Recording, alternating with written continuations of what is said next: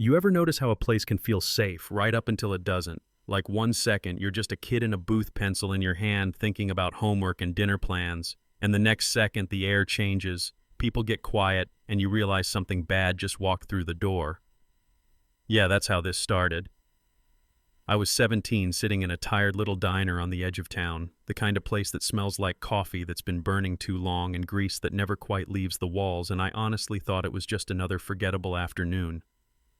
I was wrong. Dead wrong. Because that was the day a badge stopped being a symbol of safety and turned into a weapon, and I learned up close how fast your life can flip when someone in power decides you're disposable. I wasn't doing anything sketchy. I wasn't even doing anything interesting. I had a slice of pie in front of me, half-eaten, my backpack on the seat next to me. Physics homework spread across the table, pencil smudges on my fingers. I was the quiet kid.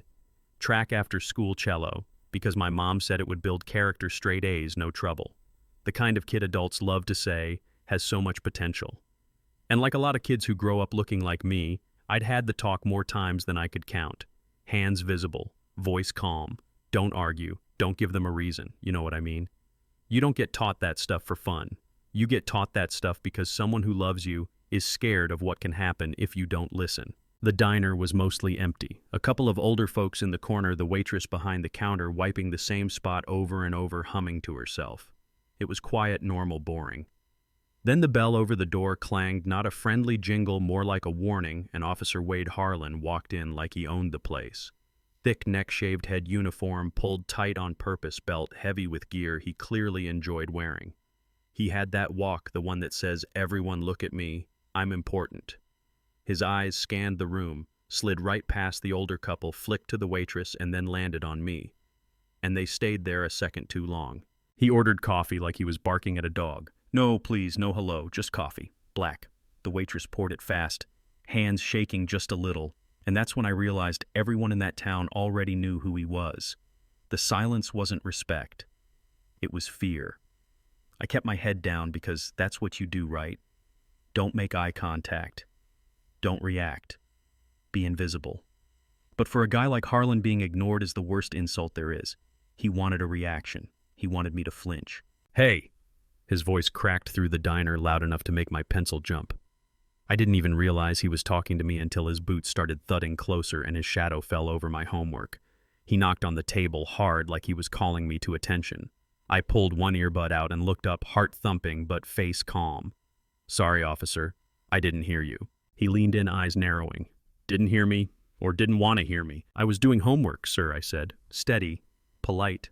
I could hear my dad's voice in my head telling me exactly how to say it. He glanced at the equations like they offended him personally. "Homework," he repeated, sneering. "What school you go to?" When I told him, he checked his watch, already building a story. "School lets out at 3, it's almost 5. Why you still here?" "My dad's picking me up, he's on his way." That should have been it. That should have been the end. But he didn't want the end. He wanted control. "Loitering's a crime," he said. "We've had reports, drugs, kids dealing in here." "The waitress tried to help me." "God bless her, she really did. Wade, that boy's just studying. He's been here a little while, that's it." Harlan snapped his head at her like a whip. "Stay out of police business unless you want me poking around that kitchen." She went quiet instantly, eyes down, hands still.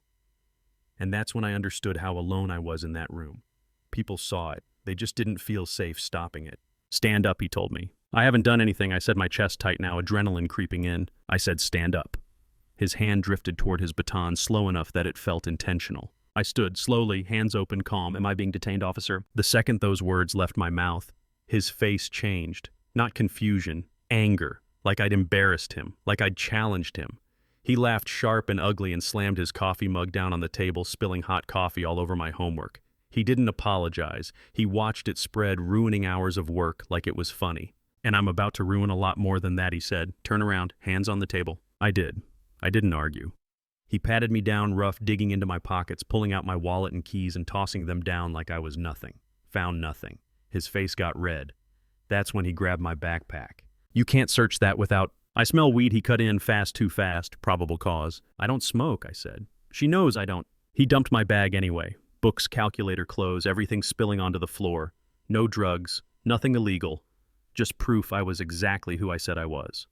And I thought stupidly maybe now he'd stop. Maybe now he'd realize he went too far. Instead, he leaned closer and hissed, "Where is it?" "There is nothing," I said, my voice cracking now, frustration bleeding through. "Stop kicking my stuff." Resisting, he shouted loud enough to justify whatever came next. He lunged, grabbed my hoodie, slammed me back into the booth. My head hit hard enough to make my vision explode. Someone screamed. I think it was the waitress. I felt his hands wrench my arm behind my back, pain shooting through my shoulder, sharp and blinding. "Stop resisting," he kept yelling, even though I wasn't fighting, even though I was begging him to stop. My legs went out from under me. I hit the floor face first. My nose cracked against the tile and blood poured out fast, warm and sticky, spreading under my cheek. I couldn't breathe. Then his knee dropped into my back, heavy, crushing, stealing what little air I had left. He leaned in close enough that I could smell coffee and tobacco on his breath. "You want to quote laws to me," he whispered. "I am the law." The handcuffs snapped shut, cold metal biting into my wrists. Humiliation washed over me harder than the pain, not just because I was hurt, but because nobody stopped it. Because part of me thought, this is it, this is how stories like this end. He dragged me outside, shoved me into the back of his cruiser. Sunlight was too bright, my head was spinning, and then through the window I saw my dad's SUV stop dead in the middle of the street, door open. My dad stepping out calm in a way that scared me more than yelling ever could. He walked toward the car, holding his credentials, eyes locked on the officer like a missile. Harlan was still putting on a show, reading my rights loud rough. Then my dad spoke. Not loud, just firm. "Officer." Harlan turned annoyed. "Back off, active scene." My dad looked at me bloodied in the back seat and then back at him. "That's my son," Harlan scoffed. "Then you should have raised him better. He's a drug dealer, assaulted me." The silence after that felt heavy. My dad didn't argue. He said one thing, "Open the door." Harlan refused, hand on his taser. My dad slowly reached into his jacket and Harlan panicked for half a second, yelling for him to show his hands. My dad pulled out his wallet, flipped it open, and held up a federal badge that caught the light just right. "Special agent," my dad said calmly. "Put the taser away." For a split second, I saw fear flicker across Harlan's face. Then pride kicked in and he doubled down, slammed the door, jumped in the cruiser, and drove off with me still inside, siren screaming. He thought he still had control. That was his mistake. At the station, he tried to lock his lie in place, told the desk sergeant I attacked him, said he found drugs. I sat on a metal bench, wrist swelling, nose throbbing, feeling small and dirty and scared in a way that sticks with you. But my dad was already moving. He didn't yell, he didn't panic. He called people. He brought in a civil rights lawyer who looked like she ate bad cops for breakfast. And while she was racing to the station, my dad was back at the diner getting the one thing Harlan didn't count on: video. When they walked into that station together, the mood shifted instantly. Papers slapped on the counter, badges placed where everyone could see them. Harlan strutted out smirk ready until my dad mentioned the footage. High definition, audio, everything. The illegal search, the assault, the absence of drugs. The chief got called back in. Questions got asked. Harlan tripped over his own lies, and just like that, the story cracked. I walked out of that station with my dad's arm around me, shaky but free. I thought it was over. I didn't know it was just beginning. Because my dad didn't stop at clearing my name. He followed the trail, money that didn't make sense, businesses paying fees, a fake security company, cash flowing upward. Turns out Harlan wasn't just a bully, he was dirty. And when they set a trap wired, the diner marked the bills and waited. He walked right into it like he always had, arrogant, laughing, convinced he was untouchable. Federal agents flooded the diner the second he took the money. Rifles, commands, red dots on his chest. My dad stepped in last, calm as ever, pulled the envelope out of Harlan's pocket and listed the charges like he was reading a grocery list. This time the handcuffs were on the right wrists. Months later, I sat in a courtroom watching him try to explain how he'd been afraid of me. Me, a kid with homework. The lawyer played the video and asked one simple question. If you were scared, why'd you turn your back to drink coffee? He didn't have an answer.